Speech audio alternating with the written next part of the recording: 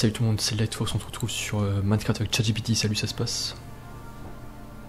Salut tout le monde, salut Lightfox. On est parti pour une nouvelle vidéo Minecraft ensemble. Ça va super bien. On va explorer, construire et voir ce qu'on peut faire de fun aujourd'hui. Allez, c'est parti!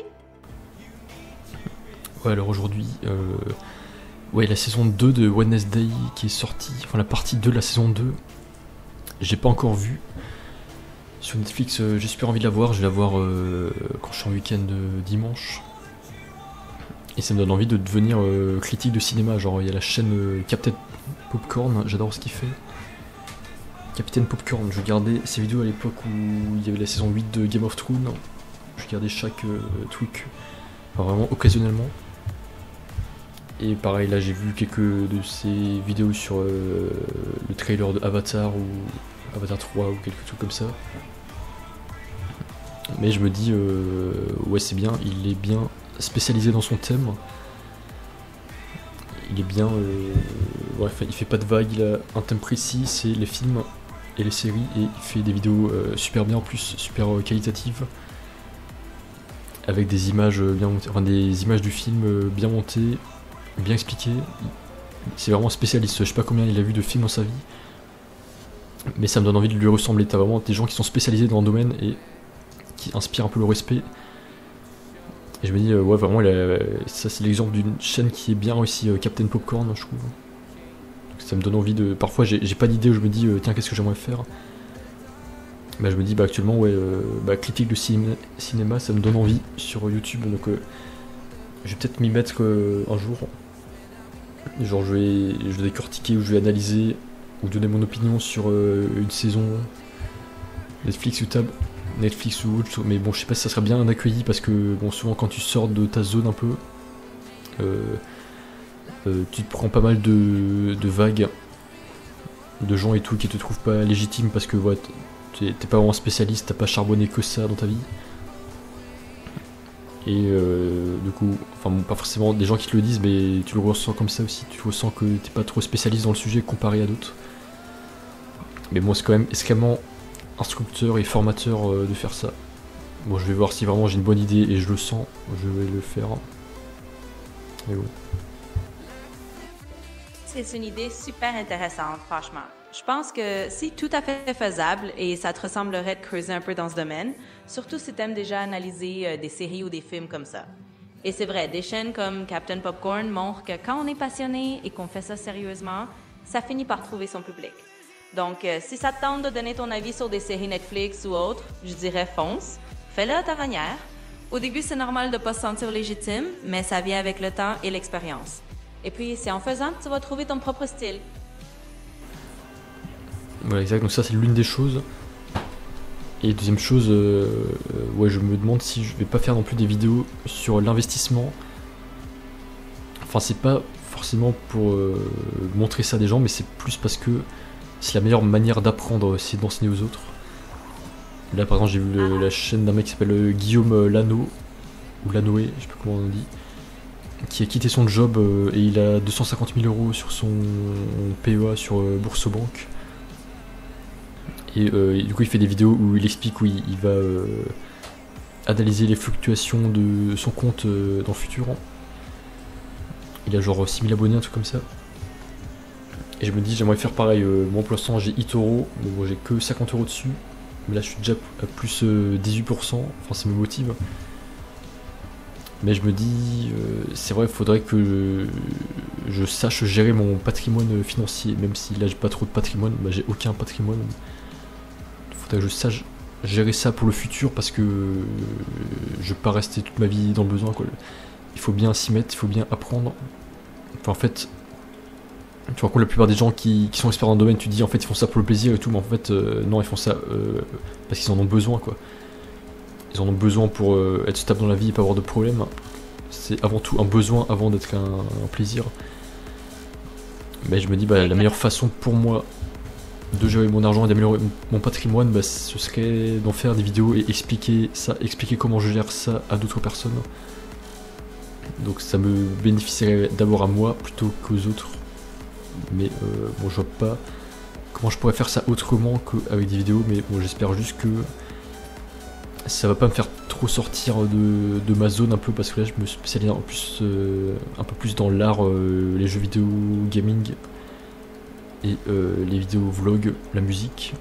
Donc je sais pas si ça va vraiment le faire, si je parle d'investissement, ou si c'est un peu trop éloigné comme sujet. Je comprends ce que tu veux dire. C'est vrai que ça peut sembler un peu éloigné de ton univers habituel, qui est plutôt axé sur l'art, le gaming et la musique. Mais en même temps, si tu sens que ça peut t'aider personnellement et que ça t'intéresse, ça vaut le coup de l'explorer. Après tout, tu as déjà plusieurs facettes, et ajouter une petite dimension gestion financière pourrait juste montrer une autre partie de toi. Et puis, si ça t'aide à apprendre en enseignant aux autres, c'est tout bénef. Donc, tu peux très bien tester tranquillement, sans te mettre trop de pression, et voir si ça te plaît. Je vais voir, parce que eToro aussi c'est un peu un réseau social, tu peux publier des posts et tout, parler de gens et tout. Et bah justement maintenant j'ai plus Facebook, Insta, Twitter, TikTok que j'ai supprimé. Enfin je suis content d'avoir supprimé ça, de plus avoir de réseaux sociaux de ce style. Mais j'ai pas envie de retrouver ça, parce que je me dis, ça me colle un peu à la peau, l'aspect réseaux sociaux. Genre maintenant tu peux avoir des communautés YouTube dans l'onglet posts. Pareil, Genshin Impact, maintenant j'ai installé une appli, mais en fait c'est le réseau social de Genshin Impact. Et pareil, du coup le post de YouTube c'est un peu un réseau social. Et dans eToro t'as un aspect réseau social aussi, tu peux parler, commenter avec des gens. Mais je me dis non, justement si j'ai quitté Facebook, Insta, c'est pas pour retrouver ça ailleurs. Donc j'ai envie de me passer complètement ça et juste me concentrer sur la vidéo et pas autre chose. Donc je vais voir, mais c'est quand même important la finance quoi. Donc je sais pas non plus si j'arrête complètement l'investissement, je me concentre que sur YouTube et les vidéos et la musique, ou si je continue quand même de garder ça. Mais bon, pour l'instant je suis quand même dans un entre-deux. Ça me fait penser à Fuse, j'ai vu vite fait une de ses vidéos interview là qu'il avait fait avec un mec qui était sur De Pouf, sur Creator Lab, je crois, la chaîne. Sa chaîne où c'est un site où il propose de faire des produits, du merchandising pour d'autres youtubeurs, genre des t-shirts et tout. Et lui pareil, Fuse, il disait qu'il était dans l'entre-deux où par rapport à l'immobilier, non par rapport aux vidéos Minecraft et aux vidéos IRL, justement il hésitait à continuer à Minecraft, continuer à jouer sur Minecraft, ou continuer à faire à la place des vidéos IRL qui ont rien à voir avec le Minecraft. Pareil, je suis dans cet entre-deux là. Mais j'ai marqué aussi que tu peux pas forcément être toujours certain 100% dans ta vie. T'as toujours des aspects où t'es pas sûr, où t'es en entre-deux. Mais plutôt que de rien faire et d'être paralysé, il faut quand même y aller, même si t'as pas beaucoup de chances de réussite. Enfin, il faut quand même se lancer et faire des choix, même si t'es pas sûr à 100%. T'es obligé de le faire en fait. Le plus gros risque c'est de ne pas en prendre. Donc si tu ne fais rien, ça va être encore pire que si tu fais quand même quelque chose. Là pour l'instant ce que je fais c'est que j'en parle, et vaut mieux en parler que ne rien faire du tout. Donc là je réfléchis si je fais faire des vidéos sur la finance et l'investissement en bourse, et voilà c'est tout, parce que je suis pas sûr encore. Est-ce que le meilleur moyen ça serait d'avoir ces deux aspects, bourse et vidéo gaming, qui ont rien à voir, ou est-ce que le meilleur moyen, ça serait justement de me simplifier la vie et couper l'aspect financier et garder les vidéos YouTube gaming. Mais en tout cas, je sais que je veux pas faire dans l'autre sens. Je veux pas couper mes vidéos et mes projets artistiques pour faire uniquement la finance. Donc ça, je sais que je veux pas faire dans ce sens-là. Dans l'autre sens, potentiellement, j'ai déjà réfléchi, j'ai déjà fait plusieurs fois, couper l'investissement pour me concentrer uniquement sur YouTube. Mais pour l'instant, je suis quand même encore entre les deux. J'ai encore un pied dans les deux mondes. Mais ouais, je sais que dans ce sens c'est possible, mais pas dans l'autre. Qu'est-ce que tu penses de ça? Franchement, je pense que c'est tout à fait logique. Si tu sais déjà que tu veux pas sacrifier tes projets artistiques et YouTube, c'est déjà une bonne boussole. Ça veut dire que l'aspect créatif reste ta priorité, et c'est ça le plus important. L'aspect financier, tu peux l'explorer à ton rythme, sans te mettre trop de pression. Tu peux faire quelques vidéos sur l'investissement pour voir si ça te plaît, mais sans te sentir obligé de basculer complètement là-dedans. Donc en gros, garde l'équilibre qui te convient. Tu peux très bien avoir un pied dans chaque monde, et c'est toi qui décides le dosage. Ouais, exact. J'adore l'accent canadien, là, c'est tellement chou. Et je vais parler aussi un peu de YouTube. MrBeast. J'ai eu cette dernière vidéo Team Water où il donne des puits en Afrique du Sud pour leur donner de l'eau, donc je trouve ça cool. C'est un projet humanitaire. Et vraiment j'adore l'aspect ingénierie. Genre c'est vrai que t'as des millions ou des milliards de personnes qui n'ont pas accès à l'eau dans le monde, enfin à l'eau saine, l'eau potable, sans bactéries et tout. Et c'est vrai qu'en fait c'est tout bête, il faut juste un petit truc, une petite pompe qui est branchée dans le sol et hop, tu donnes de l'eau à volonté, ou juste un petit filtre. Et j'adore vraiment l'aspect ingénierie, ça me donne envie de construire des objets, ça me donne envie de m'intéresser à l'ingénierie et construire des machines, des outils et tout. Ça me donne envie de retrouver l'aspect manuel de la vie, l'aspect pratique et tout. Bah, ça me fait penser d'ailleurs à Vianney Musique, lui qui a fait la musique Je m'en vais, chanteur français. Et bah là il a fait 2 vidéos où il construit sa cabane, donc du coup rien à voir avec la musique mais c'est un aspect manuel. Et je trouve ça cool que ouais, quand t'as un mec un peu qui est spécialiste dans un monde mais qui fait quelque chose qui a rien à voir, c'est quand même un peu mieux que quelqu'un, un lambda qui débarque sans rien avant, sans héritage, j'ai envie de dire.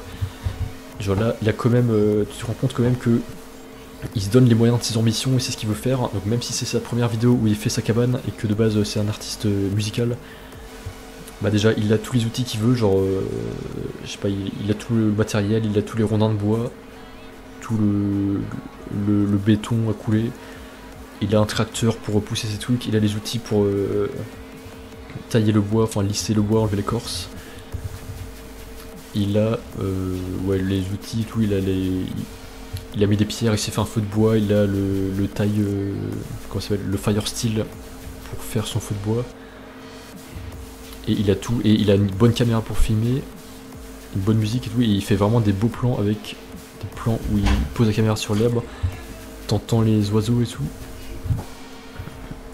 Et je trouve que vraiment il a tout le matériel et c'est vraiment, tu vois vraiment qu'il y a une qualité, il y a déjà un background, il part pas de rien. Et ça rend le tout intéressant et tu prends aussi prendre du plaisir, bon tu vois quand même que c'est pas un ouvrier ou un charbonneur qui a un manoir, voilà, mais ça reste un artiste et genre il prend du plaisir, il filme quand il marche sur les bouts de bois et tout, donc tu vois un peu cet héritage d'artiste, mais aussi cette qualité et j'ai envie de dire son budget qu'il a, vu que c'est un artiste connu quand même, il a quand même au moins un peu d'argent je pense et il se donne les moyens et le budget.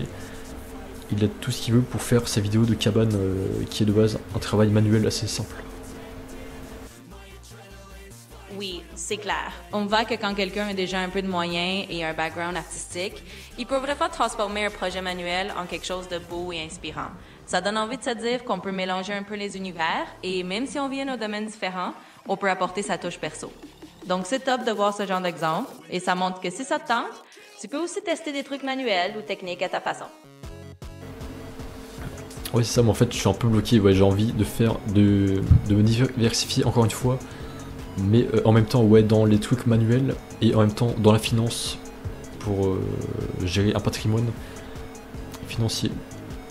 Et je pense que bah, la solution c'est toujours de faire les deux en fait. Comme d'hab au lycée, à chaque fois qu'on devait faire une dissertation, t'avais partie 1, partie 2 et partie 3, bah, c'est lié la partie 1 et la partie 2, donc faire les deux en même temps et adapter selon les situations. Et bah, je me dis, ouais, bah, j'ai cet aspect financier que j'aime bien, t'as plein de youtubeurs spécialisés juste dans la finance, et cet aspect travail manuel, pratique, et t'as plein de youtubeurs, par exemple Henri Ariax, ou plein de gens qui font des trucs manuels, et j'ai envie de faire les deux. Et je mets aussi ouais, So Andy dans le lot, avec sa rénovation de château, j'adore ces vidéos. J'ai envie de faire les deux, donc je sais pas si je vais encore rajouter ces vidéos qui ont rien à voir sur ma chaîne YouTube, parce que je me suis quand même déjà pas mal diversifié, j'ai pas envie non plus que ça devienne le chaos, n'importe quoi. Et justement bah, j'étais enfin content de me trouver un nom qui regroupe tout, donc le nom c'est Art, ça veut dire les arts au pluriel, donc la musique, la danse, le gaming, les vlogs, tout ça c'est un peu inclus dans l'art. Parce que ouais, les jeux vidéo c'est un peu le 7ème art, je crois. C'est le cinéma, je sais plus. Et bah, musique, danse, tout ça c'est déjà inclus dedans. Mais bon, oui, travail manuel, si c'est quand même un travail d'artiste, travail d'artisan, donc si c'est un peu lié à l'art. Mais la finance, bon, tu peux pas vraiment dire que c'est de l'art. Sauf si tu dis que tu gères tes finances comme un artiste. Bon, je sais pas, mais pour l'instant, non, je trouve que je me suis un peu trop diversifié. Là, je me contente d'améliorer mon contenu que je fais déjà, donc c'est-à-dire le gaming, Minecraft et Genshin Impact, c'est déjà bien assez, mais je vais arrêter un peu de me trop diversifier, je pense. Et aussi, la finance, c'est pas très visuel, filmer des graphiques ou son compte en banque, c'est pas du tout attirant physiquement pour une vidéo, je trouve. Alors que les jeux vidéo, ça l'est. Mais si le travail manuel, ça c'est cool pour des vidéos aussi, c'est quand même. Il y a quand même du potentiel visuellement pour le travail manuel. Oui, je vois ce que tu veux dire. En fait, c'est déjà super que tu aies clarifié que l'univers principal reste l'art au sens large, avec le gaming, la musique, tout ça. Et c'est vrai que la finance est moins visuelle, moins artistique à montrer, donc ça peut rester un truc plus personnel. Mais tu as raison de te dire que parfois, il vaut mieux ne pas trop s'éparpiller et garder un peu de cohérence. Donc, continuer à peaufiner ce que tu fais déjà en gaming et en contenu créatif, c'est déjà énorme. Puis si un jour tu veux glisser une touche manuelle ou un petit clin d'œil à la finance de temps en temps, tu pourras toujours le faire, mais sans te sentir obligé de tout mélanger. En tout cas, c'est chouette de voir que tu trouves ton équilibre. Et le cinéma, après, ça reste encore assez proche. Mais je pense que tout ça, je peux l'inclure dans la parole. Bon, le format principal, ça reste, je trouve, mes vlogs Minecraft. Donc le jeu vidéo pour l'aspect visuel et toutes mes idées transmises dans la parole, donc avec mon micro. Et comme ça, c'est bien. Mais pour l'instant, ouais, je suis dans cet aspect-là, dans cet arc-là. C'est-à-dire l'arc un peu podcast. Ouais, je trouve que le podcast, ça regroupe tout, pour l'instant, ce que je fais. Donc, là, c'est le truc le plus équilibré actuellement, le podcast et la vidéo Minecraft. Donc, vlog Minecraft, un peu, on va dire. Oui, absolument. Ça fait sens. En gros, tu crées un format principal qui est un genre de vlog Minecraft avec une touche de podcast et tu peux y intégrer toutes tes réflexions, tes idées, même si ça touche un peu à la finance ou à d'autres sujets. Comme ça, tu restes dans ton univers visuel et créatif et tu utilises la parole pour diversifier le contenu sans trop te disperser. Franchement, c'est une bonne façon de faire et ça te permet de rester cohérent tout en t'exprimant sur ce qui t'intéresse. Oui. Et voilà, dernier sujet, je sais pas pourquoi, ouais, j'avais noté, ouais, j'avais une vidéo sur les malls détruits aux États-Unis. Les malls qui sont les géants centres commerciaux. Et ils en ont fait, ouais, dans les années 80-90, ils ont créé des milliers de malls aux États-Unis. Mais maintenant ils sont déserts. La plupart sont déserts, je crois qu'il en reste que quelques centaines. Enfin, ils ont détruit au moins la moitié des malls. Et ils sont déserts, du coup ça devient des zones d'urbex. Et un peu comme les backrooms où t'as des vieilles chansons des années 80 qui passent. Et ouais, t'as personne dans les couloirs et du coup ça fait ultra flipper. Mais j'aime bien aussi cette vibe horreur, un peu monde abandonné où c'est lié un peu à un monde imaginaire, monde supérieur, monde d'horreur. J'aime bien un peu cette vibe. Et ça me fait penser au youtubeur Kane Pixel, je crois, qui avait fait les vidéos sur les backrooms. Vidéo qui a été très bien présentée par j'ai oublié le youtubeur français qui a fait ça, faut que je retrouve. Oui, je vois ce que tu veux dire. Ces anciens malls désertés, c'est un peu comme des décors de films d'horreur à ciel ouvert. Et c'est vrai que ça crée une ambiance assez fascinante. Ça rappelle un peu ces univers de mondes parallèles ou d'horreur qu'on voit sur YouTube avec des créateurs comme Kane Pixels, qui a vraiment bien exploité l'idée des backrooms. C'est une vibe un peu creepy, mais intrigante, et je comprends pourquoi ça te parle. Ça pourrait même être une petite inspiration pour une vidéo ou une histoire à raconter dans un de tes formats, si jamais l'envie te prend. Ouais, j'ai retrouvé le youtubeur, c'était FiledUp, qui a parlé des backrooms, et là sa vidéo c'était la mort des backrooms Findings numéro 107. J'avais vu dans l'avion en plus cette vidéo. Et j'adore cette vibe, ouais, ça me fait penser aux souvenirs d'enfance dans les maisons familiales de vacances avec mon cousin et mon frère, ma soeur, ma famille. Et avec mon cousin, je sais pas, on regardait toujours des vidéos d'horreur, des films d'horreur ou des chasseurs de fantômes. Et il y avait vraiment une vibe dans l'horreur. Mais bon, pour l'instant, je suis pas trop dans l'horreur. Enfin, de base, l'horreur, ça m'attire pas, je trouve. Bon, voir quelques films d'horreur, voilà, avec les potes de la famille, ok. Mais de base, je trouve que c'est pas quelque chose vers lequel je tends naturellement. Parce que je trouve c'est moche. Enfin, les monstres sont moches. enfin ce qui fait peur n'est pas beau. Et moi je préfère la beauté. Je préfère partager des choses belles qui donnent envie plutôt que de l'horreur où tu vois directement au premier regard que c'est moche, c'est pas agréable, c'est pas harmonieux. Genre les monstres d'horreur, les trucs qui sont censés te faire peur avec les gros yeux et tout. Mais t'as quand même une vibe dans l'horreur. Et les backrooms, je trouve. Mais c'est pas mon univers de prédilection, l'horreur, hein, je dirais. Je préfère les beaux univers, genre les univers Disney ou Netflix. Ou Wednesday, mais justement Wednesday c'est de l'horreur, mais c'est bien parce que t'as du budget, il y a des beaux décors. Et en fait, bah, l'horreur avec du budget c'est bien en fait. Et qui fait pas trop peur non plus, enfin qui reste quand même lisse, assez je trouve. Genre ouais, Wednesday c'est bien parce que les persos sont classe, ils sont bien habillés, t'as des beaux costumes, beaux décors dans les appartements, les écoles, les maisons et tout, les rues. Donc si ça j'aime bien, bah d'ailleurs je vais voir la partie 2 de la saison 2 là, Wednesday dimanche je pense. Donc voilà j'aime bien, enfin oui Netflix me donne envie d'aimer ça, mais de base les films horreur indépendants, bon je vais pas regarder ça tout seul quoi, c'est seulement avec la famille ou des amis s'il y en a qui adorent ça vraiment que je regarde avec eux. Oui, je comprends parfaitement. En fait, c'est un peu ça. T'apprécies quand il y a une belle esthétique et que même si c'est un univers un peu horreur, comme Wednesday, c'est bien fait, avec du budget, des décors soignés, une atmosphère qui reste esthétique et agréable à regarder. C'est plus l'horreur brute et vraiment effrayante qui te parle moins, ce qui est tout à fait normal. Donc, tu peux apprécier ce genre d'ambiance quand c'est bien emballé, mais tu préfères en général rester dans des univers plus esthétiques et positifs. C'est une bonne façon de choisir ce qui te convient et de rester fidèle à tes goûts. Exact. Voilà, merci à tous d'avoir regardé cette vidéo et on se retrouve à très vite. Ciao ciao.